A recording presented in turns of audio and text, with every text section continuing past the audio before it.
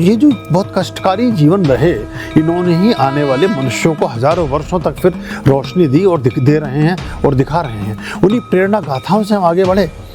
आपको इतने सारे धनाढ्य और इतने बड़े बड़े लोग हुए हैं, उनके देखिए रावण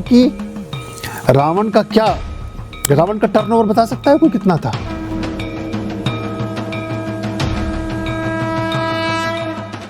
गुरुदेव, ईश्वर से यही प्रार्थना करती हूँ कि इतनी भी खुशियाँ नहीं देना मुझे जो मैं अपने गुरुवर को भूल जाऊँ, और इतना भी दुख नहीं देना कि गुरुवर पर विश्वास खत्म हो जाए, क्योंकि मेरे गुरुवर सत्यम शिवम सुंदरम है, मैं यह जानती हूँ।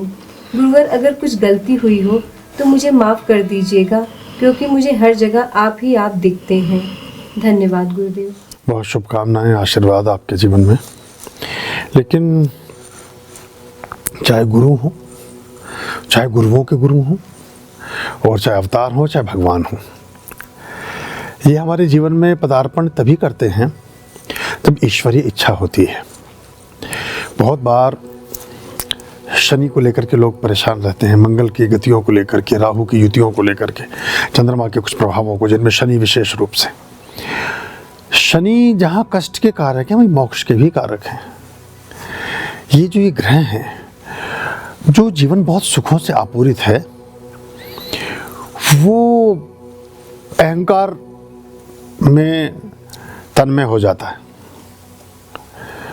वो पराभव में प्रफुल्लित होता है, वो दूसरे को मिटा देने से खुश होता है। लेकिन जब जीवन में परेशानियां आती हैं, तो आप कभी भी देखिएगा, जब हमारे दुख के क्षण थे तो हम 4 सीढ़ी नीचे उतरे हुए थे। उस दिन वो अकड़ नहीं थी जो बाकी दिन थी, जो कुछ दिन हम दूसरों के सामने असहाय स्थिति में थे, ज़्यादा प्यार से बात कर रहे थे, ज़्यादा ठीक ढंग से बात कर रहे थे। बहुत सारे लोग तो मुझसे इसलिए जुड़ गए कि उनके जीवन में परमात्मा ने परेशानियां प्रविष्ट की। तो यानी कि परेशानियां प्लस प्रवचन या गुरु बराबर परमात्मा। दिक्कतें, उलझने, झंझटें, अवसाद। जब दुख भरी काली घनेरी अंधियारी रात आती है, तभी तो प्रकाश की पहली किरण हमें आनंद और उत्सव का संदेश देती है। तभी तो हमें अच्छी चीज़ अच्छी लगती है। अगर आप पूरी तरह से तृप्त हैं, कभी याद करिएगा, जब आप बहुत अच्छे से पेट भरे बैठे हैं, तो दुनिया का कितने स्वादिष्ट व्यंजन, सुस्वाद पदार्थ आपके सम्मुख रखे हों, कितने ही अच्छे मिष्ठान रखे हों, आपको वो रुचिकर नहीं लगेंगे, आपको स्वाद नहीं आएगा उनमें, आपको नीरस और बोझिल लगेंगे। कोई कहेगा भी तो आप कहेंगे, भाई आज माफ़ करो, अब तो हम खा चुके, यार पहले बताते तो हम ध्यान रखते। किस लिए? कि अब आप तृप्त हो गए हैं। तो क्या रिक्तता हमें संबद्धता की ओर ले जाती है क्या? और मैं कहूँगा हाँ, बहुत सारे लोग दुनिया में, और हिंदुत्व में ये बड़ी एक विशाल बात है कि यहाँ एक डकैत भी ऋषि हो सकता है, एक वाल्मीकि भी, और ऐसा ऋषि कि जो पूरे त्रेता युग में शरणस्थली के रूप में अगर आश्रम माता सीता ने कोई चुना तो वाल्मीकि का आश्रम। मतलब आदमी अगर अतीत को देखे, मतलब कि ऐसा जिसने इतने सारे नरसंहार किए, सब किए, और सबसे सुरक्षित जगह अगर कोई, और जो विद्या लव कुश को सिखाई, जिसने हनुमान जी को भी बांध करके बैठा दिया था, ऐसा महामेधावी गुरु, उनके आश्रम में शरण पाई उन्होंने। तो कई बार जो परेशानियां हैं, और बल्कि मैं तो इसको बड़े पॉजिटिवली लेता हूँ, जितनी भी प्रतिभाएं परिष्कृत होती हैं वो अभावों में होती हैं, वो परेशानियों में होती हैं। एक बड़ी पुरानी उक्ति है कि व्यक्ति को आप अभाव में रखिए, व्यक्ति को परेशानियों में रखिए, तो वो जी जान लड़ा देगा अपने आप को सिद्ध करने के लिए।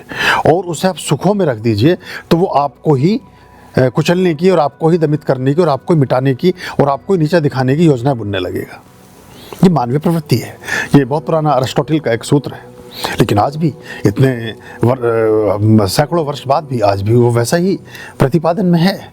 तो ये जो दुख आते हैं, ये जो परेशानियां आती हैं, कई बार तो ये आपको और निखार कर चली जाती हैं। जैसे ऐसा मानिए कि एक अशुद्ध स्वर्ण का पिंड है, एक मिट्टी का डला है जिसमें कुछ अंश और कण सोने के हैं। अब वो जो मिट्टी का डेला है, मिट्टी का पिंड है, मिट्टी का एक बहुत बड़ा प्रखंड है, पत्थर का एक टुकड़ा है, वो पत्थर का टुकड़ा तय कर ले कि भाई ना तो मुझे आग में गिरना, ना मुझे जल में धुलना, ना मुझे किसी और प्रक्रिया से गुजरना, और मुझे 24 कैरेट का सोना बनना है, वो ना बन सकेगा। लेकिन जिस समय वो उस प्रक्रिया से गुजर रहा है तो कष्ट ही हो रहा है ना उसको, लेकिन उसे बाद में सोना बनना है। तो मिटा दे अपनी हस्ती को अगर कुछ मर्तबा चाहे कि दाना खाक में मिलकर गुले गुलजार होता है। अगर हम दाने पर सोने का बरक लगा दें, उसका एक पेंडेंट बनवा दें दाने का, किसी चीज़ का दाना, और उस दाने को हम गले में लटका के घूमें, तो कभी अंकुरित, पुष्पित, पल्लवित और विस्तारित ना हो सकेगा। सुंदर तो हो सकता है, देखने में अच्छा तो लगेगा, लेकिन उसके विकास की संभावनाएं समाप्त हो जाएंगी, उसके विस्तार के आयाम क्षीण हो जाएंगे। तो इसलिए अगर कभी परेशानियां आती भी हैं तो कुछ देकर ही जाती हैं, वो हमारे जीवन को बेहतर ही बनाती हैं हमेशा। और जिन भी लोगों से प्रेरणा लेकर के आज आप अपने जीवन के कुछ सत्य और कुछ तथ्य निश्चित करके अपनी गति को निश्चित करते हैं, अपने गत्य को सुनिश्चित करते हैं, वो अधिकतर उन लोगों के जीवन की गाथाएं हैं जो कष्टों में, संघर्षों में रहे। मतलब कि वर्षों तक वन में घूम घूम, बाधा विघ्नों को चूम चूम, सह धूप घाम पानी पत्थर, पांडव आए कुछ और निखर, सौभाग्य ने सब दिन सोता है, देखें आगे क्या होता है।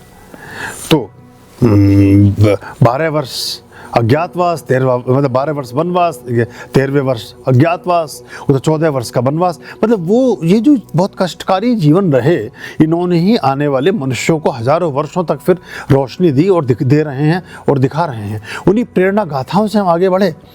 आपको इतने सारे धनाढ्य और इतने बड़े बड़े लोग हुए हैं, उनके देखिए रावण का टर्नओवर बता सकता है कोई कितना था? रावण के बैंक खाते में कितने पैसे थे? रावण के पास कितनी संपदा थी? सोने का घर तो था, सोने का देश तो, सोने की लंका तो थी, लेकिन बाकी क्या था? कभी कुछ याद रहता ही नहीं है, किसी का भी नहीं रहता है। हमारे जिन शहरों में, जिन गांवों में, जिन स्थानों से हम आते हैं, उन स्थानों में कौन व्यक्ति कितना धनाढ्य रहा, आपका उससे कोई लेना देना नहीं है। लेकिन क्या उसने कोई गीतांजलि की रचना की तो आपका संबंध उससे हो गया? क्या उसने कोई ऐसा काम किया, क्या वो लता मंगेशकर हो गई, कि वो पंडित रविशंकर हो गया, कि वो कुछ भी हो गया, जो कुछ हो गया वो तो याद रहा आपको, लेकिन जो उसके पास बाकी संपदा थी उससे आपका लेना देना नहीं है, क्योंकि वो किसी काम की है भी नहीं। तो ये जो बड़ी संपदा है वो यही है कि हम व्यक्ति के रूप में निश्चित और स्थापित हों, और ये प्रेरणाएं हमें अभावग्रस्त जीवन से प्रेरणाएं प्राप्त होती हैं। क्योंकि ज़्यादातर हम हतोत्साहित और निरुत्साहित तभी होते हैं जब हम परेशानियों में घिरे होते हैं। तो लेकिन अगर आप सुखमय जीवन के समय भी ईश्वर का ध्यान करेंगे तो वो आप कबीरदास लिख गए, तो फिर कभी दुख प्राय आते नहीं हैं, क्योंकि फिर दुख जैसा लगता नहीं है एक्चुअली। क्योंकि जब सुख में भी आप सम हैं तो फिर दुख में क्या फ़र्क पड़ना है, वो तो सब प्रतिछाया है कभी। और जिस चीज़ से एक व्यक्ति को सुख मिलता है, बिल्कुल ज़रूरी नहीं कि दूसरे को उससे सुख ही मिलता हो, और जिससे एक को दुख मिलता है, बिल्कुल आवश्यक नहीं कि दूसरे को उससे दुख ही मिलता हो। सुख और दुख की परिभाषाएं परिस्थिति जन्य हैं, व्यवहार जन्य है, हमारी बुद्धि जन्य है, हमारे परिवेश जन्य है। क्योंकि चीन में ऐसी लोक मान्यता है, ऐसी पुरानी रीति रिवाज हैं कि जिस स्त्री के पैर छोटे होंगे वो भाग्यशाली होगी, ऐसा उनकी मान्यता है। तो बच्चियों के पैर वो घायल रहती हैं, बच्चियां परेशान रहती हैं, लेकिन उनके पैर वो लोहे के जूतों में हमेशा के लिए सिमेट दिए जाते हैं। साउथ अफ्रीका में ऐसे बहुत सारे कबीले हैं कि जो उनकी लंबी गर्दनें सौंदर्य की और दीर्घजीवी की, तो वो गले में छल्ले डालती रहती हैं महिलाएं, और उनकी गर्दनें 1-1 फुट 2-2 फुट लंबी गर्दनें हो जाती हैं उनकी। ऐसे बहुत सारे चित्र आपने देखे होंगे। कई सारे ये मिस्र में और बाकी इजिप्ट के आसपास की भी ऐसी परंपराएं रही हैं। ऐसी एक परंपरा है साउथ अफ्रीका में कि वो होठों, बड़े होठ ज़्यादा सौंदर्य के प्रतीक माने जाते हैं, तो वो होठों को स्त्रियाँ बड़ा करने के लिए उनमें छल्ले डालती हैं, रिंग डालती हैं, बड़े बड़े कड़े टाइप के अपने होठों में फंसा के वो होठ लटकते हुए चलते हैं। 8-8, 6-6 इंच के होठ लटक जाते हैं चेहरे के आगे, और वो उनके सौंदर्य की परिभाषा है। तो हर आदमी के सुख दुख के आयाम अलग अलग है।